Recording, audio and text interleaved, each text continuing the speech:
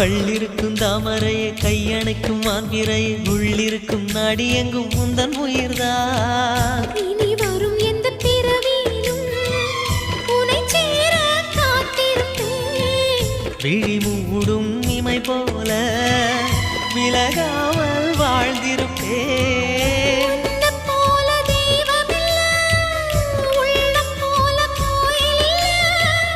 தினந்தோறும் அர்ச்சனைதான், எனக்கு வேறு வேலை இல்லை.